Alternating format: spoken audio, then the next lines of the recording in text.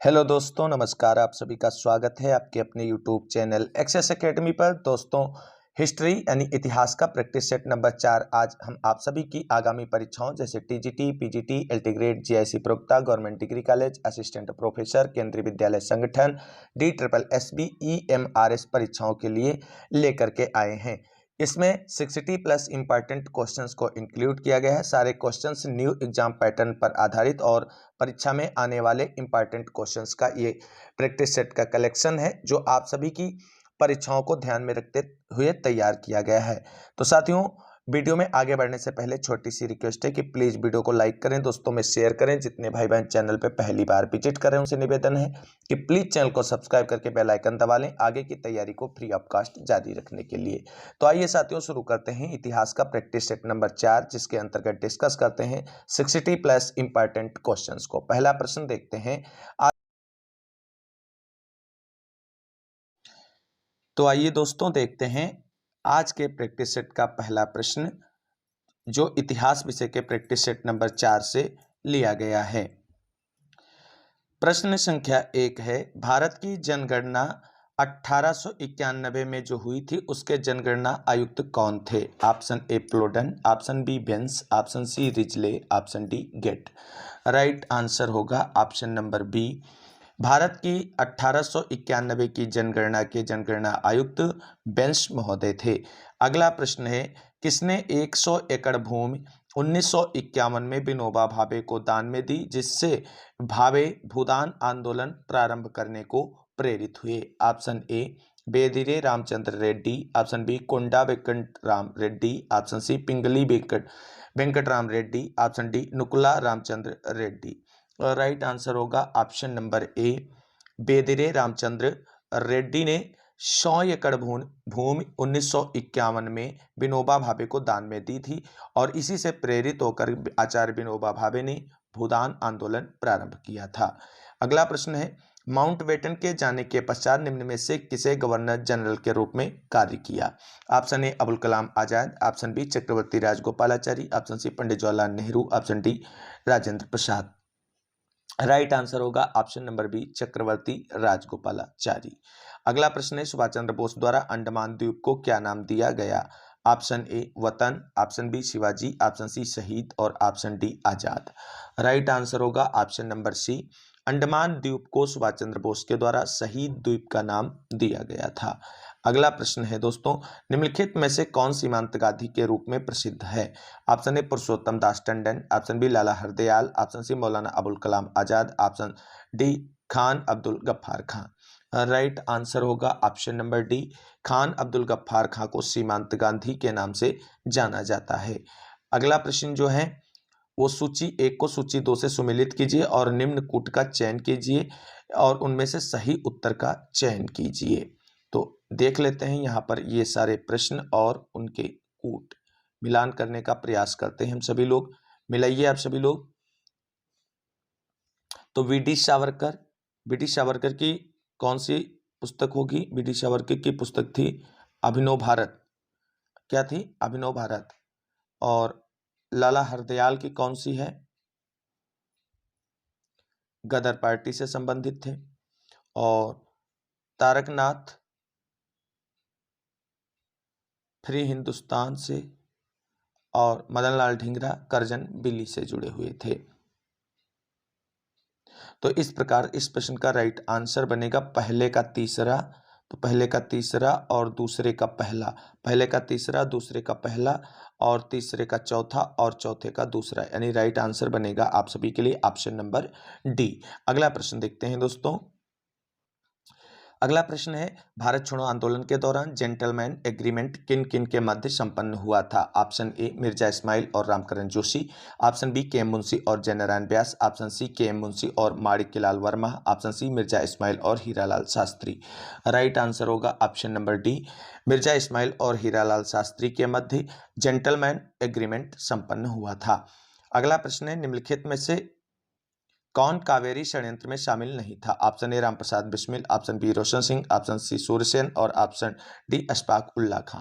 Right answer होगा option number C, Suryasen जो हैं ये काकोरी षड्यंत्र केस में संलिप्त नहीं थे। बाकी रामप्रसाद बिस्मिल, रोशन सिंह और अशफाक उल्ला खां इन्होंने काकोरी षड्यंत्र केस को अंजाम दिया था। सूर्यसेन को मास्टर दा के नाम से भी जाना जाता है और ये बंगाल में प्रमुख क्रांतिकारियों के रूप में जाने जाते हैं। अगला प्रश्न देखते हैं दोस्तों। अगला प्रश्न है, देश प्रेम धर्म है तथा धर्म है भारत के प्रति प्रेम, निम्नलिखित में से यह कथन किसका है? Option A Swami Vivekananda, option B Rajnarayan Bose, option C Bankim Chandra Chatterjee, option D Bal Gangadhar Tilak. Right answer होगा option number C Bankim Chandra Chatterjee. अगला प्रश्न है, नील दर्पण नाटक की प्रेरणा डैश डैश डैश क्रॉप है, कौन सी क्रॉप यानी फसल है? ऑप्शन ए जम्बुकी या नील, ऑप्शन बी अफीम, ऑप्शन सी जूट और ऑप्शन डी सूत। राइट आंसर होगा ऑप्शन नंबर ए, नील या जम्बुकी की खेती जो है वो नील दर्पण नाटक का प्रेरणा स्रोत है। अब आप सभी लोग बताएं नील दर्पण नाटक के रचनाकार का नाम क्या है? अगला प्रश्न है, निम्नलिखित में से किस वायसराय ने जोर देते हुए कहा कि ढला लौह नौकरशाही हमेशा नहीं चल सकती? Option A Ripon, option B Lawrence, option C Mayo और option D Minto. Right answer होगा ऑप्शन नंबर ए मानना लॉर्ड रिपन महोदय का था। अगला प्रश्न है, 10 मई 1857 को मेरठ में कौन सा अफसर कमांड कर रहा था जब सिपाहियों ने क्रांति का ऐलान किया? ऑप्शन ए जनरल ह्यूट और option B general Hugh Rose, option C colonel Neill, option D Charles Bell. Right answer होगा option number A general Hewitt जो थे वो मेरठ में लीड कर रहे थे। अगला प्रश्न है दोस्तों, अखिल भारतीय किसान सभा की स्थापना कब की गई? Option A 1935, option B 1936, option C 1930, option D 1933। Right answer होगा आपका option number B, Akhil Bharatiya किसान सभा की स्थापना 1936 ईस्वी में की गई थी। अगला प्रश्न है, ब्रिटिश भूमि व्यवस्था का पिता किसे कहा गया? Option A Martin Bird, option B Macaulay, option C हर्टेज और option D Mackenzie. Right answer होगा option number A, Martin Bird को ब्रिटिश भूमि व्यवस्था का पिता कहा जाता है। अगला प्रश्न है, नील दर्पण किससे संबंधित था? ऑप्शन ए कपास की खेती करने वालों से, ऑप्शन बी किसानों से, ऑप्शन सी नील की खेती करने वालों से, ऑप्शन डी चाय की खेती करने वालों से। राइट आंसर होगा ऑप्शन नंबर सी, नील की खेती करने वालों से संबंधित नाटक है नील दर्पण। अगला प्रश्न है, कलकत्ता की स्थापना से पूर्व बंगाल में अंग्रेजों की सर्वाधिक बड़ी बस्ती कौन सी थी? Option A Kasim Bazar, option B Chatgaon, option C Hooghly और option D Murshidabad. Right answer होगा ऑप्शन नंबर सी हुगली। आप सूची 1 को सूची 2 से सुमेलित करते हुए प्रश्नों के उत्तर देने हैं, तो सुमेलित कीजिए और उसके आधार पर जो कूट सही हो उसका चयन कीजिए। तो देख लेते हैं इस प्रश्न को।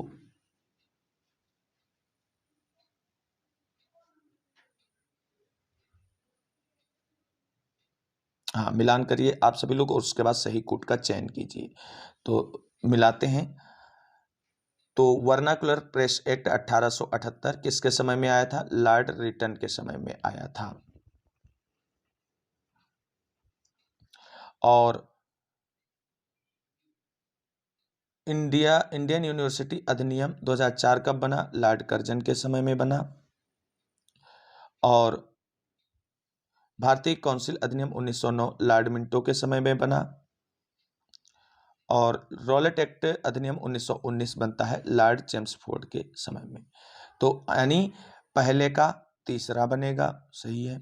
और पहले का तीसरा एक ही ऑप्शन में है, यानी right answer option number C हो जाएगा।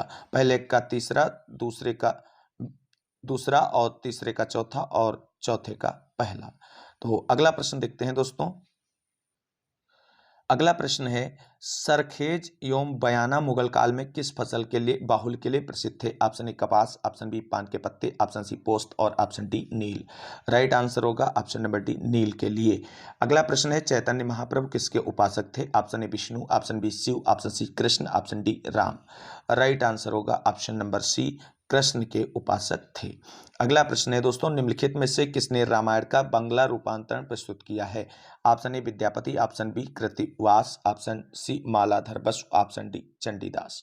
राइट आंसर होगा ऑप्शन नंबर बी कृतिवास ने रामायण का बंगला रूपांतरण प्रस्तुत किया है? अगला प्रश्न है, अकबर ने किसे जगत गुरु की उपाधि प्रदान की थी? Option A Harvijay Suri, option B Hemvijay Garh, option C Padma Sundar और option D Shanti Chandra. Right answer होगा option number A, Harvijay Suri को अकबर ने जगत गुरु की उपाधि प्रदान की थी।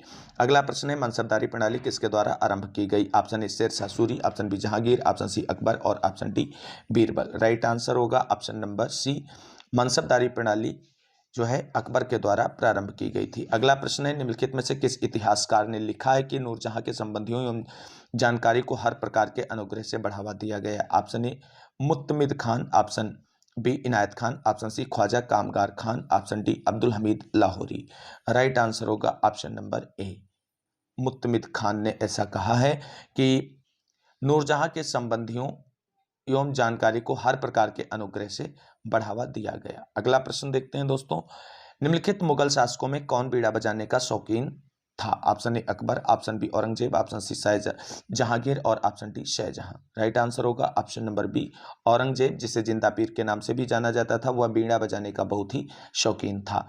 अगला प्रश्न है, नूरपुर रियासत का पुराना नाम क्या है? Option A Dhameri, option B Dahsal, option C Dahmari और ऑप्शन डी ये सभी। तो राइट आंसर होगा ऑप्शन नंबर ए, नूरपुर रियासत का पुराना नाम धमेरी है। अगला प्रश्न है, रैयतवाड़ी व्यवस्था जो ब्रिटिश भारत के कुछ भाग में शुरू की गई थी, कृषि भूमि के कृषकों से राजस्व एकत्रित करने की दो मुख्य प्रणालियों में से एक थी। यह मूल रूप से डैश डैश द्वारा शुरू की गई थी। Option A Akbar, option B Shershah Suri, option C Jahangir और option D Humayun. Right answer होगा option number B, Shershah Suri. अगला प्रश्न है, मुगल काल में भारत से निर्यात का अधिकतम भाग किस वस्तु का था? ऑप्शन ए सूती वस्त्र, ऑप्शन बी शक्कर, ऑप्शन सी सोना और ऑप्शन डी तांबा। राइट आंसर होगा ऑप्शन नंबर ए, सूती वस्त्र। अगला प्रश्न है दोस्तों, तैमूर दिल्ली की वास्तुकला से इतना प्रभावित हुआ था कि वह अपने साथ भारत से शिल्पकार, राजमिस्त्री और निपुण कारीगरों को लेता गया ताकि वह उनसे उन्हीं प्रकार की इमारतें बनवाए अपनी राजधानी में। आप उसकी राजधानी कहाँ थी? ऑप्शन ए ताशकंद में, ऑप्शन बी बुखारा में, ऑप्शन सी समरकंद में और ऑप्शन डी अजरबैजान में। राइट आंसर होगा ऑप्शन नंबर सी, समरकंद। अगला प्रश्न है दोस्तों, निजामुद्दीन जुनैदी प्रसिद्ध वजीर किस शासक का था? ऑप्शन ए इल्तुतमिश का, ऑप्शन बी बलबन का, ऑप्शन सी नसीरुद्दीन महमूद का, ऑप्शन डी अलाउद्दीन खिलजी का। राइट आंसर होगा ऑप्शन नंबर ए, इल्तुतमिश का। अगला प्रश्न है दोस्तों, मदरसा ए मुज्जी का निर्माण किसने कराया था? ऑप्शन ए मुइजुद्दीन गोरी ने, ऑप्शन बी कुतुबुद्दीन ने, ऑप्शन सी इल्तुतमिश ने और ऑप्शन डी बलबन ने। राइट आंसर होगा ऑप्शन नंबर सी, इल्तुतमिश ने। अगला प्रश्न देखते हैं दोस्तों, अगला प्रश्न है दोस्तों, रजिया के विरोधी अमीर गुट का नेतृत्व कौन कर रहा था? Option A Malik Ruknuddin Kabir Khan, option B Nizamul Mulk Junaidi और option C Malik Alauddin Kuchi, option D Malik Balban. Right answer होगा आपका option number B, Nizamul Mulk Junaidi. अगला प्रश्न है, जिल अल्लाह जो राजा अधिकार संबंधी अवधारणा किससे संबंधित है? Option A Balban, option B Bahlul Lodi, option C Firoz Shah Tughlaq, option D Iltutmish. Right answer होगा ऑप्शन नंबर ए, राजाधिकार संबंधी जो अवधारणा है वो बलबन से संबंधित है। अगला प्रश्न है, बरनी का तारीख फिरोजशाही लिखने का उद्देश्य क्या था? ऑप्शन ए शरीयत की रक्षा करना, ऑप्शन बी मोहम्मद बिन तुगलक को खुश करना, ऑप्शन सी फिरोज शाह तुगलक को खुश करना, ऑप्शन डी इल्तुतमिश से सिकंदर लोदी तक के काल की घटनाओं पर प्रकरण डालना या प्रकाश डालना। राइट आंसर होगा आपका option number C, Firoz Shah Tughlaq को खुश करना। अगला प्रश्न है दोस्तों, दिल्ली के किस सुल्तान ने सर्वाधिक मंगोल आक्रमणों का सामना किया? Option A Iltutmish, option B Balban, option C Alauddin Khilji, option D Mohammad bin Tughlaq. Right answer होगा ऑप्शन नंबर सी। अगला प्रश्न है दोस्तों, जौनपुर नगर की स्थापना किसने की थी? Option A Mohammad Tughlaq, option B Firoz Tughlaq, option C Ibrahim Lodi, option D Ibrahim Sharqi. Right answer होगा option number B, Firoz Tughlaq के द्वारा जौनपुर की स्थापना की गई थी। अगला प्रश्न है, किस सुल्तान ने खलीफा की उपाधि धारण की थी? Option A Sikandar Lodi, option B Alauddin Khilji, option C Qutbuddin Mubarak Khilji, option D Firoz Tughlaq. Right answer होगा option number C, Qutbuddin Mubarak Khilji ने खलीफा की उपाधि धारण की थी। अगला प्रश्न है, चोल प्रशासन में उदासीन वर्यम किस विभाग से संबंधित था? ऑप्शन ए नौसेना से विभाग से, ऑप्शन बी न्याय विभाग से, ऑप्शन सी विदेश संबंध विभाग से, ऑप्शन डी उद्यान विभाग से। राइट आंसर होगा ऑप्शन नंबर डी, उद्यान विभाग। अगला प्रश्न है दोस्तों, गौरी के आक्रमण के समय चालुक्यों को सहायता देने के विरुद्ध पृथ्वीराज तृतीय को परामर्श देने वाला मंत्री कौन था? Option A Kadambavasa, option B Chandbardai, option C Vallabh, option D Ranmal. Right answer होगा ऑप्शन नंबर ए कदम्बवास। अगला प्रश्न है दोस्तों, किस चोल शासक ने पहली स्वर्ण मुद्रा जारी की थी? ऑप्शन ए उत्तम चोल, ऑप्शन बी राजराज प्रथम, ऑप्शन सी राजाधिराज और option D Rajendra Chola. Right answer होगा ऑप्शन नंबर ए राजराज प्रथम ने पहली स्वर्ण मुद्रा जारी की थी। अगला प्रश्न, निम्नलिखित में से कौन चोल शासक युद्ध भूमि में राजा घोषित हुआ? ऑप्शन ए राजेंद्र प्रथम, ऑप्शन बी राज प्रथम, ऑप्शन सी राजेंद्र द्वितीय और ऑप्शन डी राजाधिराज। राइट आंसर होगा ऑप्शन नंबर सी राजेंद्र द्वितीय जो है वो युद्ध भूमि में ही राजा घोषित हुआ था।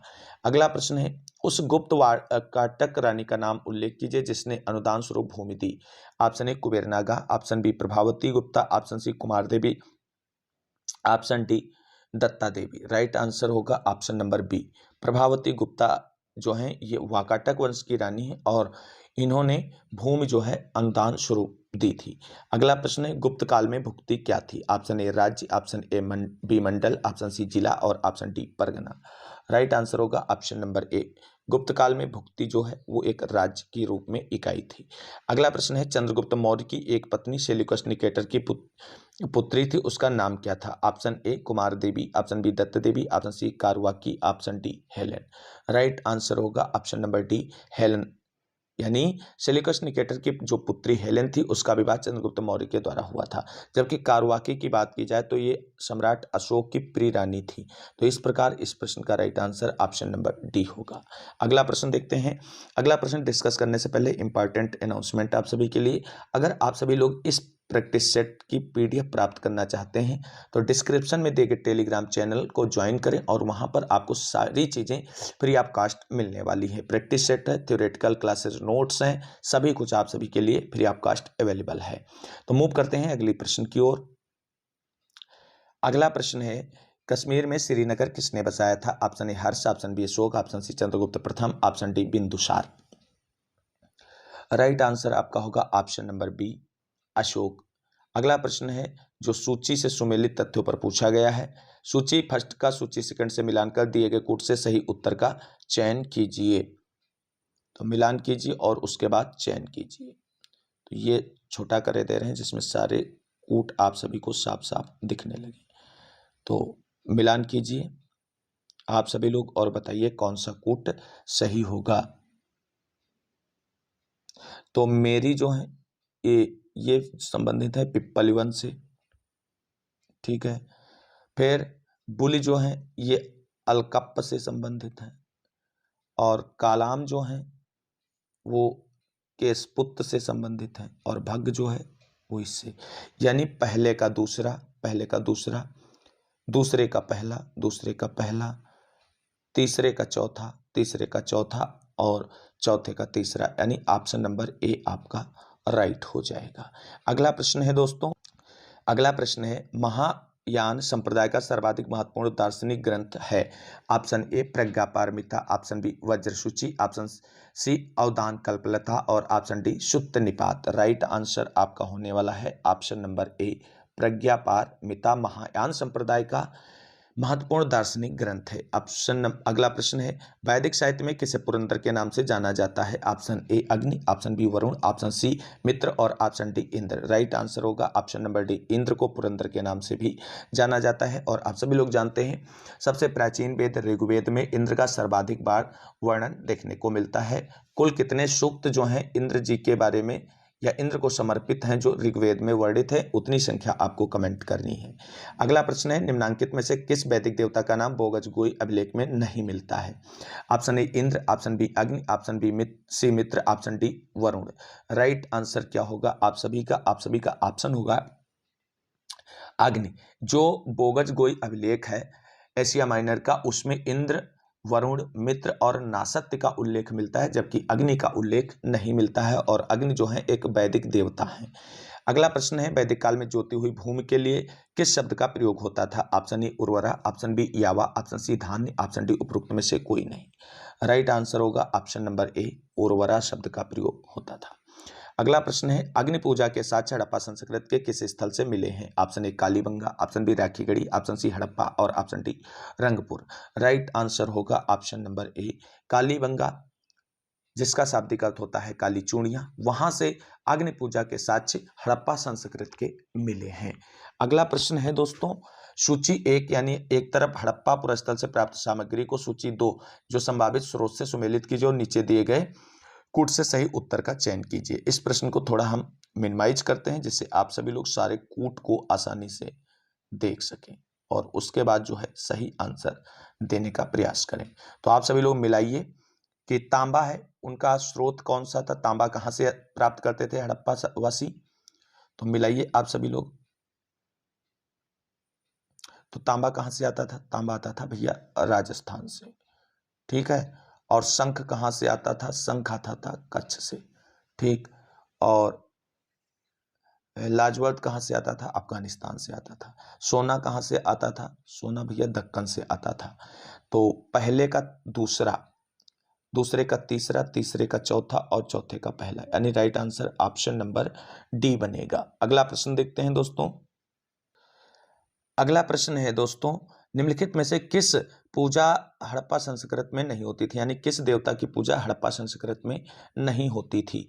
तो आप सभी लोग बताएं कमेंट करके किस देवता की पूजा नहीं होती थी। ऑप्शन ए है शिव, ऑप्शन बी माता देवी, ऑप्शन सी पीपल और option D Vishnu. Right answer होगा आपका ऑप्शन नंबर डी, विष्णु की पूजा जो है वो हड़प्पा संस्कृत में नहीं होती थी। अगला प्रश्न देखते हैं दोस्तों। अगला प्रश्न है, इनमें से कौन सा लोथल और चनहूतड़ों में स्थित हड़प्पा वालों के अत्यंत महत्वपूर्ण उद्यम है? ऑप्शन ए जहाज निर्माण, ऑप्शन बी मणि निर्माण, ऑप्शन सी बुनाई, ऑप्शन डी धातुकर्म विज्ञान। राइट आंसर होगा ऑप्शन नंबर बी मणि निर्माण। अगला प्रश्न है, मेसोपोटामिया में निम्नलिखित में से किस भाषा ने सुमेरियन भाषा को प्रतिस्थापित किया? Option A Assyrian, option B Akkadian, option C Aramaic, option D Greek. Right answer होगा ऑप्शन नंबर बी अक्काडियन। अगला प्रश्न है दोस्तों, गंगा घाटी की नरहन संस्कृत किससे संबंधित है? ऑप्शन ए मध्य पाषाणिक से, ऑप्शन बी नवपाषाणिक से, ऑप्शन सी ताम्र पाषाणिक से, ऑप्शन डी प्रारंभिक ऐतिहासिक से। राइट आंसर होगा ऑप्शन नंबर ए मध्य पाषाणिक काल से। अगला प्रश्न है, आभूषणों से युक्त मध्य पाषाणिक नौ मानव समाधियां कहां से प्राप्त हुई हैं? ऑप्शन ए भीमबेटका से, ऑप्शन बी बागोर से, ऑप्शन सी महदहा से और ऑप्शन डी सरायनहर राय से। राइट आंसर होगा ऑप्शन नंबर सी महदहा से। अगला प्रश्न है दोस्तों, भारत में निम्नलिखित में से किस नौपाषाणिक स्थल को सर्वप्रथम सूचित किया गया? Option A Koldihwa, option B Chirand, option C Guptkaral, option D Lingsugur. Right answer होगा आपका ऑप्शन नंबर डी लिंगसूगुर जो है वो भारत में चिन्हित पहला नौपाषाणिक स्थल है। अगला प्रश्न है, होमोसेपियंस से जातीय रूप से भिन्न आरंभिक मानव नुमाजीवी को सामान्यतः क्या कहते हैं? Option A hominid, option B pithecanthropus, option B sinanthropus, option D eoanthropus. Right answer होगा ऑप्शन नंबर ए होमिनिड कहते हैं। अगला प्रश्न है, निम्न में से किस वर्ष में तिरुचिरापल्ली जिले में किसानों का विद्रोह हुआ जिसमें वामपंथी और दक्षिणपंथी समूहों किसान, व्यापारी, कारीगर आदि ने अत्याचारियों के खिलाफ हाथ मिलाया? Option B 1427, option B 1428, option C 1429, option D 1430। Right answer होगा ऑप्शन नंबर सी 1429। अगला प्रश्न और बहुत ही इंपॉर्टेंट प्रश्न है कि यंग बंगाल आंदोलन के पीछे के प्रणेता कौन थे? Option A Madhusudan Dutt, option B Henry Vivian Derozio, option C Krishna Mohan Banerjee, option D Ramgopal Ghosh. Right answer होगा option number B young Bengal जो है इस आंदोलन के प्रणेता हेनरी विवियन डेरेजियो को माना जाता है। अगला प्रश्न है, निम्नलिखित में से किस मामले में ब्रिटिश सावरकर को 1911 में अंडमान और निकोबार द्वीप समूह की कुविख्यात सेलुलर जेल में आजीवन भेजे जाने की सजा दी गई थी? Option A Alipur bomb case, option A Alipur bomb case, option B Nasik षड्यंत्र केस, ऑप्शन सी दिल्ली षड्यंत्र केस, ऑप्शन डी लाहौर षड्यंत्र केस। राइट आंसर होगा ऑप्शन नंबर बी नासिक षड्यंत्र केस मामले में। अगला प्रश्न है, नेहरू की अंतरिम सरकार के वित्त मंत्री का नाम क्या था? Option A Mohammad Iqbal, option B Mohammad Ali, option C sir Syed Ahmad Khan, option D Liaquat Ali Khan. Right answer होगा option number D Liaquat Ali Khan. दोस्तों आज के वीडियो का अंतिम प्रश्न डिस्कस करने जा रहे हैं, तो आप सभी से निवेदन है अगर अभी तक वीडियो को लाइक नहीं किया तो लाइक करें, दोस्तों में शेयर करें और चैनल को सब्सक्राइब कर लें आगे की तैयारी फ्री ऑफ कॉस्ट जारी रखने के लिए। तो देख लेते हैं आज के वीडियो का अंतिम प्रश्न जिसमें सूची 1 को सूची दो से सुमेलित करना है, उसके बाद जो सही कूट बने उसका आंसर चुनना है। तो एक तरफ तो कुछ प्रस्ताव और वार्ता दिए गए हैं, दूसरी तरफ उनके सन दिए गए हैं और इसको है मिलाना। तो मिलाएंगे तो क्रिप्स मिशन कब आया था, तो क्रिप्स मिशन 1942 में आया था। फिर वहीं जो है गांधी जिन्ना वार्ता कब हुई थी, वो हुई थी 1944 में। ठीक है। शिमला कॉन्फ्रेंस कब हुआ था, शिमला कॉन्फ्रेंस हुआ था 1945 में। और कैबिनेट मिशन कब आया था, तो वो आया था 1946 में। तो पहले का तीसरा दो में है, तो दो अपने आप कट गए। अब पहला या चौथा कोई एक सही होगा। दूसरा पहले से, तो दूसरा पहला अभी दोनों में सही है। और तीसरा चौथे से, तीसरा इसमें दूसरे से, यानी right answer option number D बन जाएगा। तो साथियों ये था हिस्ट्री यानी इतिहास का प्रैक्टिस सेट नंबर 4, जिसके अंतर्गत 63 इंपॉर्टेंट क्वेश्चंस को इंक्लूड किया गया था, जो आप सभी की आगामी परीक्षाओं जैसे TGT, PGT, LT grade, JSC प्रवक्ता, government degree college, assistant professor, Kendriya Vidyalaya Sangathan, DSSB, EMRS और यूजीसी नेट परीक्षाओं की दृष्टि से बहुत ही उपयोगी और हेल्पफुल साबित होगी। उम्मीद करते हैं आप सभी को यह वीडियो अच्छा लगा होगा। अगर वीडियो अच्छा लगा है तो लाइक करें, दोस्तों में शेयर करें और चैनल को सब्सक्राइब कर लें आगे की तैयारी फ्री ऑफ कॉस्ट जारी रखने के लिए। आज की वीडियो में बस इतना ही। इस वीडियो को अंत तक देखने के लिए सभी साथियों को तहे दिल से शुक्रिया, बहुत बहुत धन्यवाद। मिलते हैं अगली वीडियो में नेक्स्ट प्रैक्टिस सेट के साथ। तब तक के लिए सभी साथियों को जय हिंद, जय भारत, वंदे मातरम। आप सभी साथियों का दिन शुभ हो।